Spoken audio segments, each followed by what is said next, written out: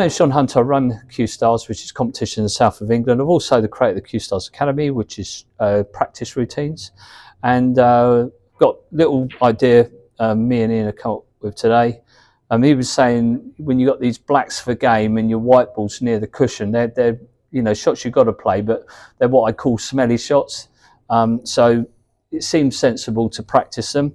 So what I've done here with this, again, we've got the red eggs timer. So you've got to make the 15 pots. We're going to be putting a red on the black spot each time. We've got our colours lined up here. They're a ball's width from the side cushion. The first pot is a straight pot, and then you've got your angles here. So you could do this with high blacks, you could do it with low blacks. It's entirely how you want to do it. Probably whichever shots that you're struggling with, if you're above the black or below the black. And these colours are about a ball's width apart as well. And then all you're doing is, to start off with, we're going to bump this yellow away, and Ian's going to be trying to pop this red from this position. And once he's done that, he'll move on to the green. Okay, so hopefully that makes sense. So you looking forward to this? Oh yeah, really excited. I love that. Over the moon. Yeah, that was so sarcastic. It was really good. But, anyway, good luck with this.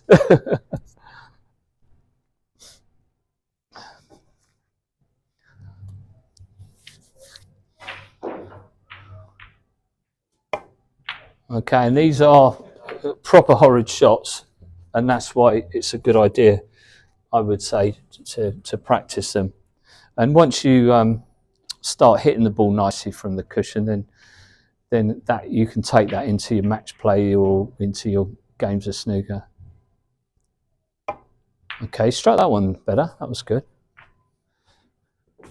Now, is this the right pace? Yeah, it is. Pace, yeah, these shots. You've just got to play them at normal speed. You've got to be brave. It is a case of, if you miss it, the chances are you might leave it up. But there you go. Struck that good. Yeah, struck that good. And I think if in snooker, if you play the right shots, you tend to become a luckier player anyway. That's my thinking anyway.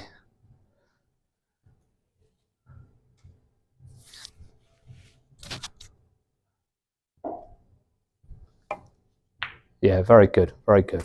Nice shot. Again, that's the perfect pace to me. Right then, so now we move to the three-pointer.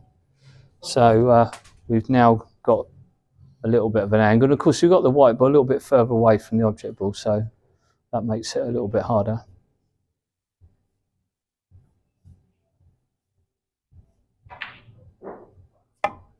Yeah, good, very good. Again, perfect stroke. And when I do training of this nature, I tend to find I sort of learn the stroke that I need, that suits me, and that's the beauty of it. I would say this is not really too technical. I mean, everybody, you see there, Ian's got the cue correctly resting along the cushion, the bridge hand's right.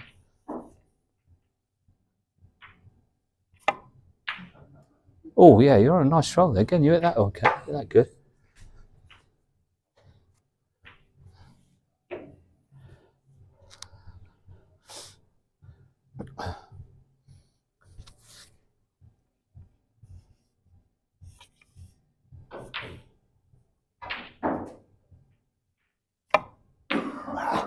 Now, an interesting conversation me and Ian had today, didn't we? And as you were saying about, I nearly gave that red back to you there, is about keeping your cue against your chest.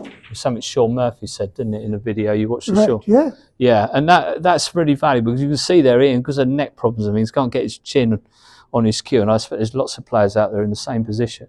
But you can still get that cue against your chest as another little sort of guide. That's all right. That's all right. They're tough pots. Now, the only my little fallback thing is visualise this going in before you play it, and I'll explain to you why that's important in a moment.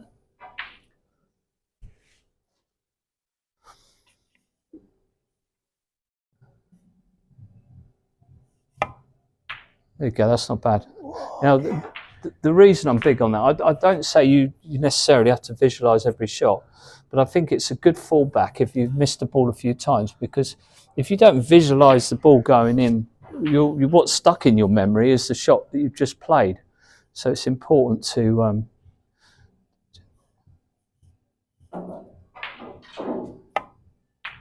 yeah, that's okay. Same You're in a good, spot. you're in all right. Same spot. Yeah, just overcutting it, but you're in all right. You're striking it well. The pace is good.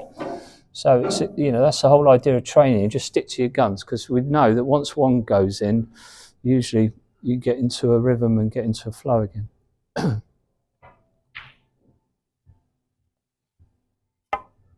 Yeah, very good. Got it. Lovely. Very good. 3 attempts though. Yeah, nice. But yeah, yeah, it's all right. Nice clean pot.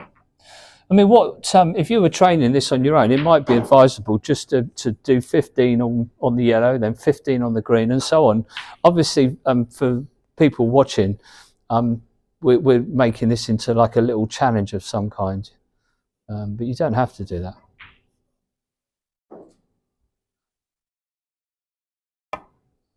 Yeah, just didn't have the yeah, well, the smoothness that you'd had on the other shots. Yeah, it was yeah, it's just that it's getting that rhythm. But again, you can't think about that. You've just got to keep playing the shot, just keep repeating your method, and then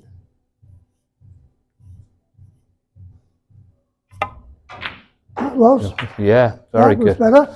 Very good. What's quite nice is you create a bit of drama here, because you've got 2 shots to do this. Okay, so if this one goes, then it'll be proper exciting. But this isn't. So these shots are getting very tough now. If you had this in the match, it's a tough pot. Get in. Oh, Ian, you're delivering again. You're delivering again. I love it. Right then. This looks like we staged this again, don't we? Yeah, well. Right, here we go then. So you're on your last life. So, and this is like the hardest shot of all. So drama, drum rolls, and all that. You go straight in, you know that. Yeah. Well, that's it. That's the right way to think. Oh, unlucky. Rubbish. Right, but thank you for doing that. That's all right. Yeah, you're a good sport. Right, well, I hope you enjoyed watching that. So, Really there. So with all these training routines, you can adapt them, you know, to suit. I know if Ian goes in the snooker hall, I expect the way you would do it is because I've said to him, you want to try and play one shot after another, and the same shot until you sort of start to become automatic. Yes, exactly. Yeah, so what I would suggest is maybe one way to train that is do 15 on each colour. And go through. That would be the way. Yeah, because what you'll find if you're doing that, when one pot goes in, usually a few follow, and then as I say, your confidence build. But if you do it the way Ian did it, which was really brave, and he did fantastic there, because he got, in effect, the score there. If you've watched any of these Red Egg Timer videos, you know that Ian scored 20 there, because the final shot would have been worth 7 points. So that's the way. And if you did it and you had any reds left over, you add those reds to your overall score. So the most you could score on this, I think it's 36. So, all right, yeah, because you can get all 6. You did that. You did that on one of them, didn't you? You did it first go, on film too. So I've got a link to that video because it's amazing. More people should have watched it because it's incredible what Ian achieved. So shutting down the stations. That's it. Yeah. It was, wasn't it? We were having a laugh with it, weren't we? BBC One. Amazing. Yeah. No, amazing for me. Well, I mean, what was funny about that is I tried to do a short on it, and it took me ages before I did them all in one go. It took me a long time. You did it first time on film. Weird. Yeah, but no, you say it just shows you how you improve. Anyway, massive thanks for watching. Give it a thumbs up if you enjoyed the video, and once again, if you haven't subscribed, please do so, because that really does help what's going on. And me and Ian expect to be doing another one of these videos. We'll be back. We'll be back. We'll be back. We'll be back.